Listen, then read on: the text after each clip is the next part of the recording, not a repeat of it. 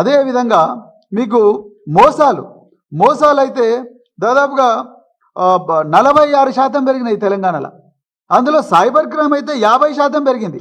నిజానికి ఏం చేస్తున్నది సైబర్ క్రైమ్ పోలీస్? మరి 50% క్రైమ్ పెరిగితే ఏం చేస్తున్నది సైబర్ క్రైమ్ పోలీస్?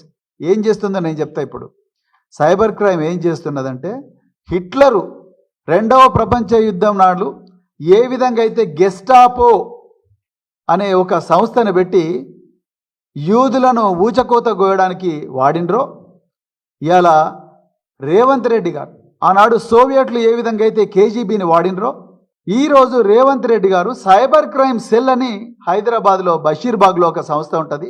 ఆ సీక్రెట్ సంస్థను ఇలా బీఆర్ఎస్ నాయకుల మీద, బీఆర్ఎస్ కార్యకర్తల మీద, మిగతా ప్రతిపక్షాల మీద వాడుతున్నాడు. కేవలం బీఆర్ఎస్ మీదనే వాడుతున్నాడు, ఆయన బీజేపీ మీద వాడతలేడు. దాని మీద కూడా నాకు ఆధారాలు ఉన్నాయి, నేను అవి కూడా క్లియర్గా చెప్తా.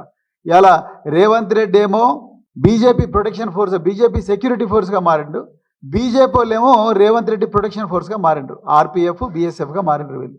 ఇది మరి ఈ సైబర్ క్రైమ్ మీరు నేరాలు చూస్తే 51% పెరిగినాయి తెలంగాణలో ఈ ఒక్క సంవత్సరంలోనే.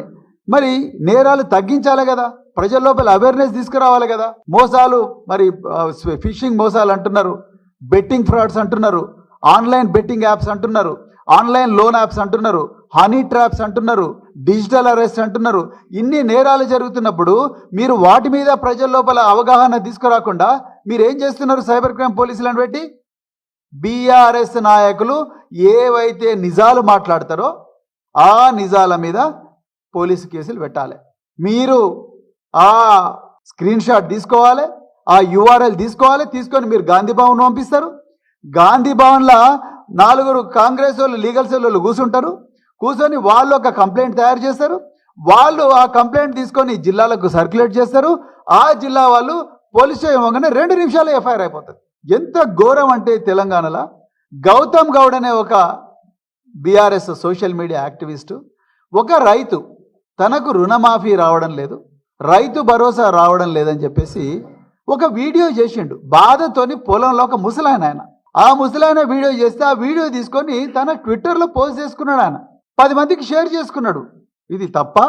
రాజ్యాంగం మాకు ఇచ్చిన హక్కు కాదా ఇది? ఆర్టికల్ 19 ఏం చెప్తున్నది? Right to freedom of personal Liberty and expression, right to freedom of speech and expression అనేది రాజ్యాంగం మాకు ఇచ్చిన హక్కు కదా. దాని ప్రకారమే గౌతమ్ గౌడ్ చేసుకున్నాడు. ఒక్కటే ఇన్సిడెంట్ మీద 6 ఎఫ్ఐఆర్లు చేసిండండి. 6 ఎఫ్ఐఆర్ ఎడ్ చేస్తారు. మేము సైబర్ క్రైమ్ స్టేషన్కి పోయినాం, దిలీప్ కొనతామని ఇంకొక ఆయన అరెస్ట్ చేసిండు. ఏం సంబంధం లేదు, ఎఫ్ఐఆర్లో ఆయన పేరు కూడా లేదు. ఏం సంబంధం లేని అరెస్ట్ చేస్తే నేను బీఆర్ఎస్ నాయకులం అందరం పోతే మీరందరూ కూడా బీఆర్ఎస్ యాక్టివిస్టులు, అందుకొరకు ఇవన్నీ బీఆర్ఎస్ సోషల్ మీడియానే మేము ఎట్లయినా చేస్తాం అని చెప్తున్నారు ఓపెన్గా పోలీసు వాళ్ళు. అంటే మీరు సైబర్ క్రైమ్ స్టేషన్ను ఈ 50% నేరాలు ఏవైతున్నాయో ఆ నేరాలను తగ్గించాల్సింది పోయి ప్రజల లోపల పెద్ద ఎత్తున ఆదిలాబాద్ నుంచి అలంపూర్ దాకా, కొడంగల్ నుంచి కోదాడ దాకా, భద్రాచలం నుంచి దేవరకద్ర దాకా మీరు పొద్దున్న లేచినప్పటి నుంచి ప్రజల లోపల అవగాహన కల్పించాల్సిన మీరు పొద్దున్న లేచినప్పుడు చేస్తున్న పని ఏంటి? సైబర్ క్రైమ్ పోలీసులు బీఆర్ఎస్ వాళ్ళు ఏవి స్టేటస్లు అప్డేట్ చేస్తున్నారు, ఇన్స్టాగ్రామ్ పోస్టులు ఏం పెడుతున్నారు, ఫేస్బుక్ పోస్టులు ఏం పెడుతున్నారు, అదేవిధంగా ట్విట్టర్లో ఏం షేర్ చేస్తున్నారు, ఆ స్క్రీన్ షాట్స్ అని తీసుకోవాలి, గాంధీ భవన్కు పంపించాలి, రాత్రికి రాత్రి వీళ్ళని తీసుకొని పోవాలి. ఎంత ఘోరం అంటే సైబర్ క్రైమ్. మన్నే క్రిషాంక్ అనే ఒక సీనియర్ బీఆర్ఎస్ నాయకుడు, ఆయన రెగ్యులర్గా ఈ ప్రభుత్వంలో జరుగుతున్న అక్రమాలు ఏవైతే ఉన్నాయో అవి ఆధారాలతో సహా ముందర పెడుతుంటాడు. ఆయన ఉస్మానియా యూనివర్సిటీ వార్డెన్ ఇచ్చిన నోటీస్ను ఆయన పెడితే, ఆయన నోటీసు ఒరిజినల్ నోటీస్ ఆయన పెడితే దాన్ని ఫేక్ నోటీస్ అని చెప్పేసి ఆయనను ముందు పోలీసులు తీసుకుపోయి ఆయన సెల్ ఫోన్ గుంజుకుంటారు. 15 నిమిషాల్లో ఎఫ్ఐఆర్ అయిపోతుంది. ఇంకొక 10 నిమిషాల్లో ఎఫ్ఐఆర్ కాపీ మేజిస్ట్రేట్ దగ్గరికి పోతుంది. ఇంకొక 10 నిమిషాల్లో మన్నే క్రిషాంక్ అరెస్ట్ అయిపోతాడు, జైలుకు పోతాడు. ఆయన బెయిల్ రావాలంటే మళ్ళీ పోలీసులు పోయి అపోజ్ చేస్తారు. ఇది పరిస్థితి తెలంగాణలో. గౌరవ డీజీపీ గారు జితేందర్ గారు ఈ విషయాలు ప్రజలకు చెప్పలేదు.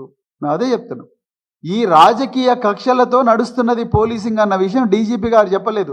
మేము నిస్సహాయలం, అంతా ముఖ్యమంత్రి నడిపిస్తున్నాడు, ఇంక నుంచి బీఆర్ఎస్ నాయకులను టార్గెట్ చేయమని చెప్తున్నాడు అనే విషయం డీజీపీ గారు నిన్న ప్రజలకు చెప్పకుండా దాచిండ్రనే బాధతోనే మేము ఇవాళ తెలంగాణ ప్రజలకు ఈ వాస్తవం చెప్తున్నాం.